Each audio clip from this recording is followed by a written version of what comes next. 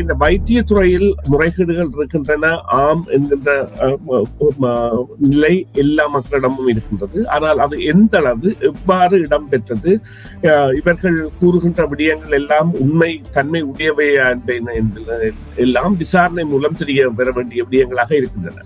எனினும் இது தொடர்பான விசாரணைகள் என்பன இடம்பெறும் பொழுது அவர் அவ்வாறான ஒரு நிலைக்கு இட்டுச் செல்வார் என்பதைத்தான் காரணங்கள் காட்டுகின்றன. எனவே இந்த பதவி விலகல் என்பது அவர் விரும்பியோ விரும்பாமலோ ஏற்கப்பட வேண்டிய ஒன்றாக இருக்கின்றது. மறுபக்கமாக பல இடங்களிலும் இவ்வாறான அந்த ஊழல் குறித்த விவகாரங்களில் அவர் முன்னெடுத்து செல்ல வேண்டிய விவகாரம் என்பது பலமாக இருக்கின்றது. அங்க தெரியும் தானே உங்களுக்கு ஒன்று காய்ச்சிங்கன்னு சொன்னா உங்களுக்கு எதிராக வேற ஒரு பிரச்சனையில கொண்டு வந்து ஏதாவது ஒன்றுல உங்களை மாட்டி விடுவார், அல்லது வேலை போய்விடும், வேலையை தண்டி விடுவார். அப்ப அதுக்காகவே பயந்து பலர் ஒன்றுமே சொல்லாமல் இருக்கிற நிலைமையில தான் இப்படியான பல பிரச்சனைகள். அந்த வேலை நேரத்துல வீடியோ பாக்குறது நான் பார்த்தேன். நாங்க நாய் கூட அந்த மன்னார் வைத்தியசாலையில நாய் கூட உள்ளுக்கு வந்து நிக்கிறேன்னு சொன்னால் அப்ப பாருங்கள இவ்வளவு தூரத்துக்கு இதான்னு சொல்லி அதிகாரம் கையில வந்தோடனே அவர்கள் அதை துஷ்பிரயோகம் செய்வது இப்ப சர்வசாதாரணம். கேட்கறதுக்கு ஆள் இல்ல. அவசரமா கேஷ் தேவைன்னு வரும்போது அடுத்தவங்கள்ட்ட நாங்க கேட்கறதையும் விட எங்களுடைய நகையை அடகு வைக்கிறது வசதியானது. வட்டி அதிகமா இருக்குமோ இல்ல நகை பாதுகாப்பா இருக்குமோன்னு நீங்க நினைக்கலாம். அதுக்காகத்தான் நான் கேஷ் பாயிண்ட்ல அடகு வைக்க வந்திருக்கேன். மிக குறைந்த வட்டி, லாக்கர்ல வைக்கிற மாதிரி நகைய பாதுகாப்பா வச்சிருக்காங்க. இதை விட என்னங்க வேணும்? Cash Point, money transfer, currency exchange, check cashing, cash for gold, gold loans அனைத்துக்கும் Cash Point. நேர்கள் அனைவரையும் செய்தியின் பின்னணி நிகழ்ச்சியில் சந்திப்பதில் மிக்க மகிழ்ச்சி. சமகால முக்கிய நிலவரம் தொடர்பாக பேசுகின்ற இன்றைய நிகழ்ச்சியில் பல விடயங்கள் குறித்து பேச இருக்கின்றோம். குறிப்பாக இன்றைய காலகட்டத்தில் தமிழ் மக்களினுடைய பிரதிநிதித்துவம் என்பது எதிர்வரும் தேர்தலில் அல்லது எதிர்வரும் நாட்களில் தொடர்ந்து தமிழர்களுடைய ஒற்றுமையை வலியுறுத்தக்கூடியதாக அனைத்து கட்சிகளுடைய செயற்பாடுகளும் இடம்பெற வேண்டும் என்ற நோக்கில் பல முயற்சிகள் மேற்கொள்ளப்படுகின்றன. ஏற்கனவே இவ்வாறான முயற்சிகள் என்பது தேர்தல்கள் நடைபெறுகின்ற காலப்பகுதியில் இடம்பெற்ற பொழுதிலும் தற்பொழுது தேர்தலில் தமிழ் அரசு மற்றும் ஏனைய கட்சிகளுடைய பின்னடைவை அடுத்து இப்பொழுது சில கட்சிகள் ஒன்றிணைய முயற்சி செய்கின்றன. அது எந்த அளவுக்கு சாத்தியமாகும் என்ற ஒரு கேள்வி எழுந்திருக்கின்றது. இதை தவிர ஊழலுக்கு எதிரான போராட்டத்தின் மூலமாக சாவகச்சேரி வைத்தியசாலையில் ஆரம்பிக்கப்பட்ட போராட்டம் மக்களுடைய ஆதரவின் அடிப்படையில் நாடாளுமன்ற உறுப்பினர் ஒருவரை சாவகச்சேரி மண்ணுக்கு கொடுத்திருக்கின்றது. அதனுடைய தொடர்ச்சியாக இப்பொழுது யாழ் போதனா வைத்தியசாலையில் பல்வேறு சிக்கல்கள் முன்கொண்டு வரப்பட்டு அதுவே ஒரு விமர்சனமாக மாறி இருக்கின்ற சூழலில் அங்கே தொடர்ந்து போராட்டங்கள் இடம்பெறுகின்றன. அதே நேரத்தில் வைத்தியர் சத்தியமூர்த்திக்கு எதிராக பல்வேறு குற்றச்சாட்டுகள் சுமத்தப்பட்டிருக்கின்ற நிலையில் அவர் இன்னமும் அந்த குற்றச்சாட்டுகள் தொடர்பாக எந்தவித பதிலையும் அளிக்காத நிலையில் இந்த நகர்வு என்பது எப்படி நகரப்போகிறது என்ற கேள்விகளும் எழுந்திருக்கின்றன. இது குறித்து தான் காலை வேளையில் பேச இருக்கின்றோம். இதே நேரத்தில் ஊழலுக்கு எதிராக நடவடிக்கைகளை எடுப்போம் என்று அரசாங்கம் இந்த பதவியை பெற்று தொடர்ந்து ஆட்சி செய்து வருகின்ற நிலையில் சபாநாயகருடைய பதவி குறித்தும் பல்வேறு விமர்சனங்கள் வெளிவந்த நிலையில் அனுரகுமார திசாநாயக்க யாராக இருந்தாலும் உரிய நடவடிக்கைகள் உடனுக்குடன் எடுக்கப்படும் என்ற ஒரு கருத்தை முன்வைத்திருக்கின்றார்.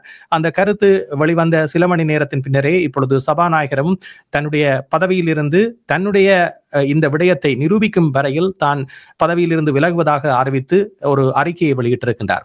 இந்த விடயங்கள் தொடர்பாகத்தான் காலை வேளையில் பேச இருக்கின்றோம். இப்பொழுது எங்களோடு சுரேஷ் இணைந்திருக்கின்றார். அவரை சந்திப்போம். வணக்கம் சுரேஷ். வணக்கம் ராம்பிரசன். வணக்கம் நேர்களே. ஆமாம், இந்த தேர்தலில் ஒரு மிக முக்கியமான பொருளாக இந்த ஊழலுக்கு எதிரான நடவடிக்கை என்ற விடயம் என்பது பேசு பொருளாக மக்கள் மத்தியில் எழுந்திருந்தது. அது அறகலைய போராட்டத்தினுடைய தொடர்ச்சியாக கூட பார்க்கக்கூடிய நிலை இருந்தது. ஆனால் வடக்கில் குறிப்பாக இந்த சுகாதார சீர்கேடுகள் நடைபெறுவதற்கு ஊழல் தான் முக்கிய காரணம் என்று தெரிவிக்கப்படுகின்றது. அது சாவகச்சேரி வைத்தியசாலையில் இடம்பெற்ற மக்கள் போராட்டத்தின் மூலமாக வெளிப்பட்டிருந்தது. இப்பொழுது யாழ் போதனா வைத்தியசாலையில் கூடுதலாக தொண்டர் அடிப்படையில் பணிக்கு அமர்த்தியவர்கள் தங்களுடைய குரலை எழுப்பி போராட்டங்களில் ஈடுபடுவதை பார்க்கக்கூடியதாக இருக்கின்றது. ஏற்கனவே இது தொடர்பாக முறைப்பாடு கிடைத்ததை அடுத்து வைத்தியர் அர்ஜுனா நாடாளுமன்ற உறுப்பினர் வைத்தியசாலைக்கு சென்ற விதம் குறித்து பல்வேறு விமர்சனங்கள் முன்வைக்கப்பட்டிருக்கின்ற நிலையில் ஊழலுக்கு எதிராக மேற்கொள்ளப்படுகின்ற இவ்வாறான நடவடிக்கைகள் மக்கள் மூலமாக தெரிவிக்கப்படுகின்ற கருத்துக்களுக்கு உரிய பதிலை வழங்கக்கூடிய நிலையில் இன்றைய காலகட்டம் இருக்கிறதா? இதற்கு வைத்தியசாலை என்ற ரீதியில் அல்லது வைத்தியசாலையினுடைய நிர்வாகம் என்ற ரீதியில் இந்த நிர்வாகம் எடுக்கக்கூடிய நடவடிக்கைகள் எப்படி இருக்கும்? அதே நேரத்தில் சுகாதார அமைச்சு இந்த விடயத்தை எவ்வாறு பார்க்கப்பட போகிறது? ஏனென்றால் வைத்தியர் அர்ஜுனா அவர்கள் நாடாளுமன்றத்தில் இந்த விடயத்தை பேச இருப்பதாக தற்பொழுது மக்கள் மத்தியில் கூறியிருக்கிறார். இது எவ்வாறான விளைவுகளை ஏற்படுத்தும் என்று நினைக்கின்றீர்கள்?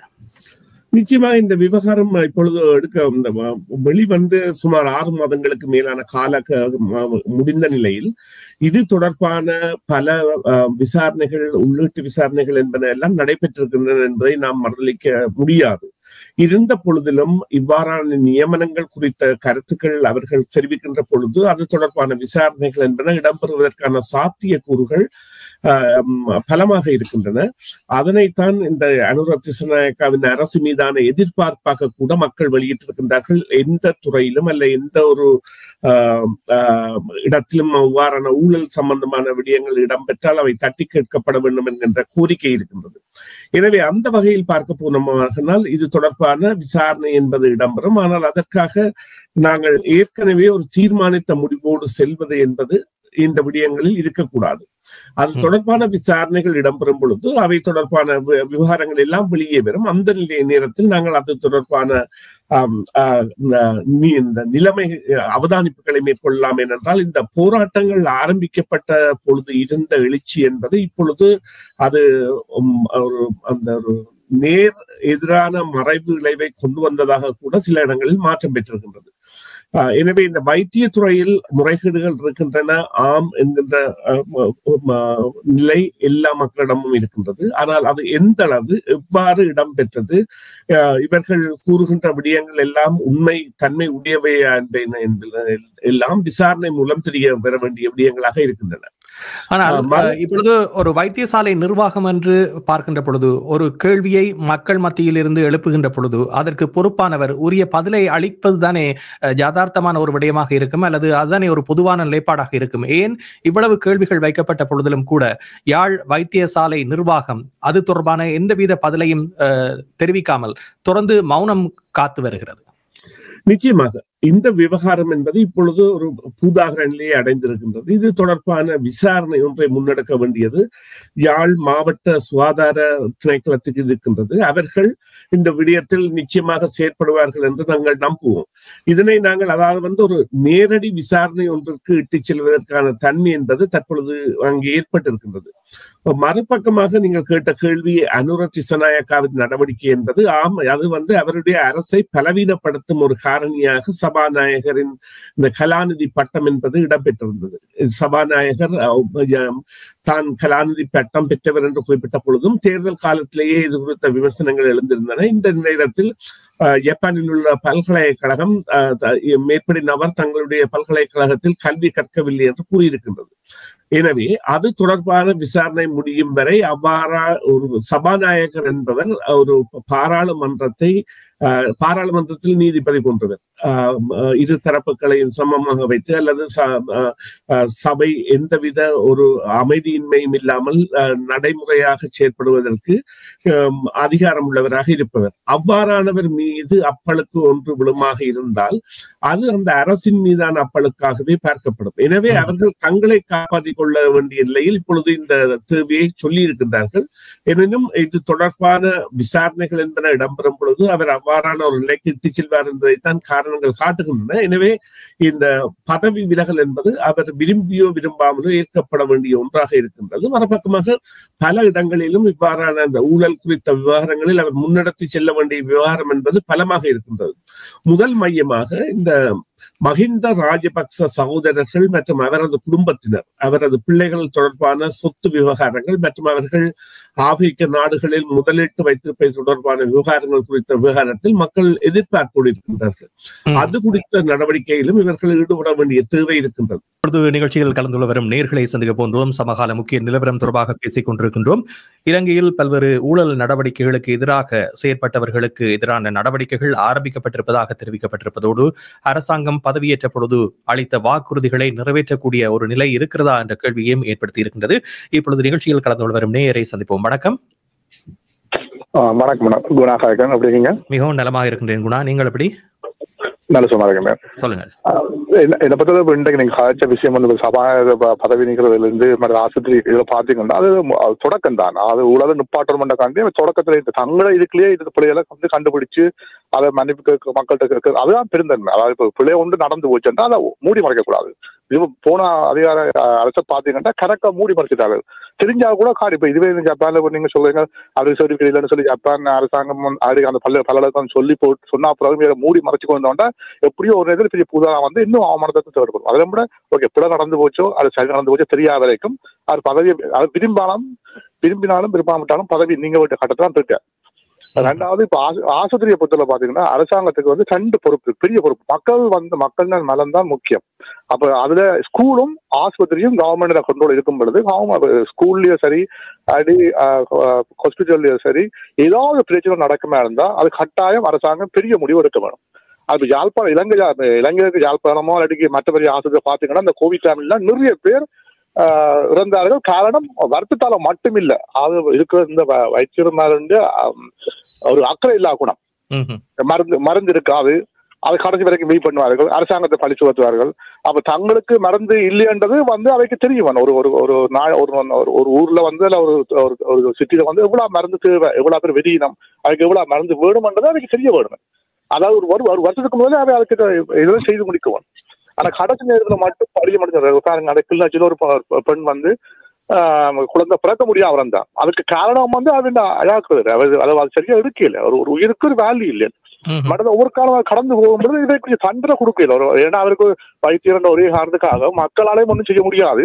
அவன் அதிகாரத்தையும் சரியா யூஸ் பண்றதில்லை அவர்கள். சரி, இந்த வைத்திய மாஃபியா என்பது செயற்படுவதாக கூறப்படுகின்ற குற்றச்சாட்டுகளுக்கு அரசாங்கம் எடுக்கக்கூடிய நடவடிக்கைகள் எப்படி இருக்கும் என்று நீங்கள் நினைக்கின்றீர்கள்? ஏனென்றால் அதனை மையப்படுத்தித்தான் இப்பொழுது பல்வேறு கோரிக்கைகளும் பொதுமக்களாலும் முன்வைக்கப்பட்டு வருகிறது. இந்த மெடிக்கல் மாஃபியா வந்து அங்க மட்டுமில்லை, உலகம் ஃபுல்லாவே இருக்கிறது. அதுவே எங்கட இலங்கை தமிழ்நாட்டில் பார்த்தீங்கன்னா இத்தனை பேர் அங்கே ஹாஸ்பிட்டல் வேலை செஞ்சோட தாங்கள பிரைவேட் ஹாஸ்பிட்டல் ஓபன் இருக்கா, பிரைவேட் நர்சிங் இதை வச்சு ஓபன் பண்ணி தாங்கள் அங்க முழு பேர் பேஷண்ட் அங்கே கொண்டு வைக்கிறார், மருந்து குடிச்சு விற்கிறார்கள்.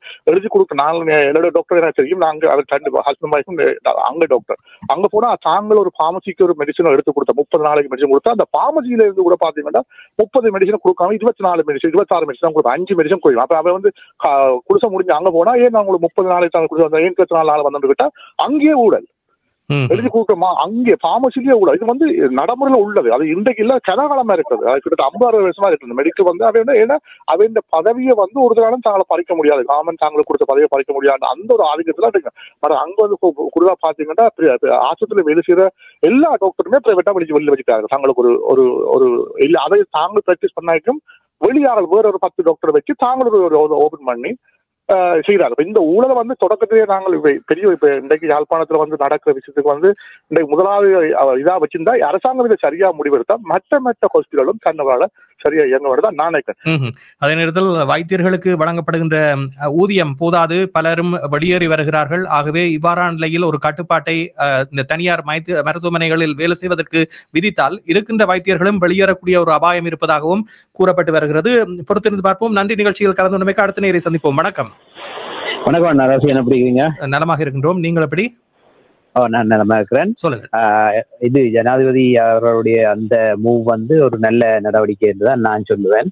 ஏனென்றா நீங்க இவ்வளவு காலத்துல பாத்தீங்கன்னா யாருமே வந்து என்ன முதல் ஜனாதிபதி இருந்தவரை ரங்க சொல்லி போராட்டம் நடத்தியே அவர் வெளியில போயில்லை.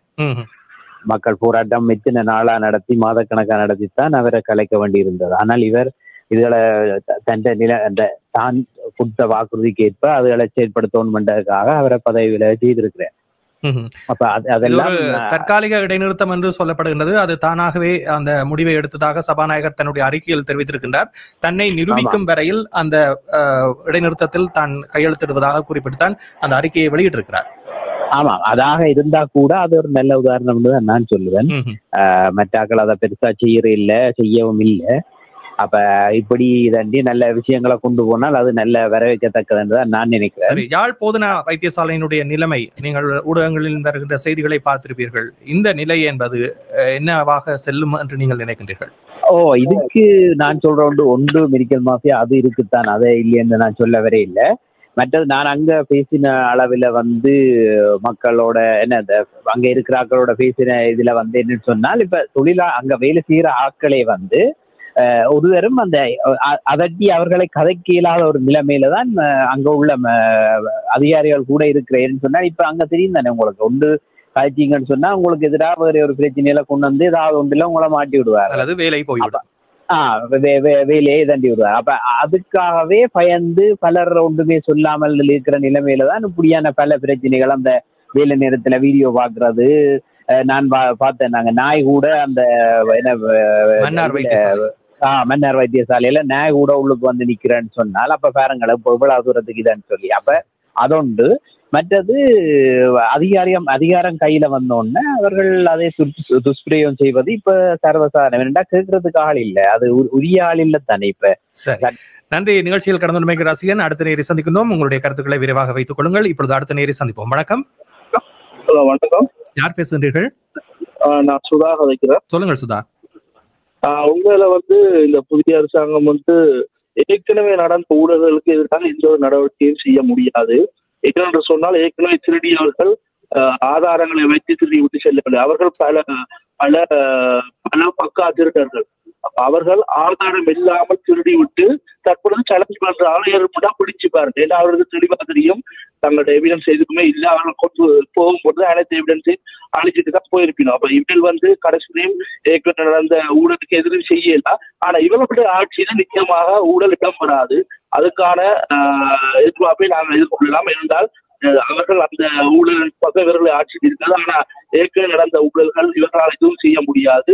உண்மையில இந்த நேற்று அபிவிருத்தி கூட்டத்தை பார்த்தீங்கன்னா பல அரசு உத்தியோகத்தர்கள் டாக்டர் ராமநாதனுக்கு எதிராக கதைத்திருந்தார்கள். அவர் செய்வது சரியா பிள்ளையா என்பதற்கு அப்பால இதே அரசு ஊழியர்கள் டக்ளஸ் சிவபானந்தாக்கோ எல்லாத்துக்கும் அங்கஞ்சன் ராமநாதன் அபிவிருத்தி குழு தலைவர்களாக இருக்கும் பொழுது இவ்வாறு கலக்க முடிந்ததா?